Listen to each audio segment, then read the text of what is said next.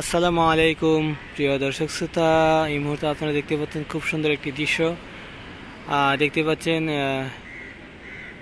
এই যে একটি মিনার, এটি মূলত একটি মসজিদ। মসজিদের উপরে এই যে সোলার সিস্টেম, তো এখানে যাকে যাকে কবুতর বসে আছে।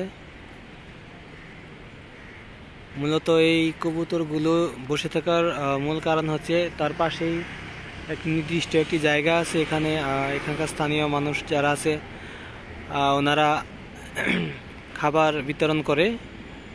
যখন খাবার দেয় তারপরে সবগুলো যাকে যাকে নেমে আসে এক জায়গায়। তো খাবার খাওয়ার শেষে আবার এই যে এখানে অবস্থান করে।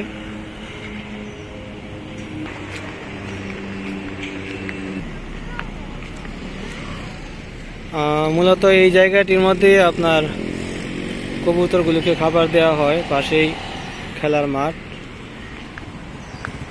আর এখান থেকে যদি আপনাদের দেখানোর চেষ্টা করি, খুবই সুন্দর একটি দৃশ্য বিকালবেলা। এই জায়গাটিতে আপনার খাবার দেওয়া হয়।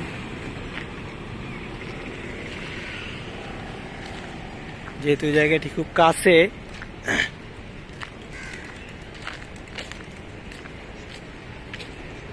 আমি আপনাদের একটু কাছ থেকে দেখানোর চেষ্টা করি।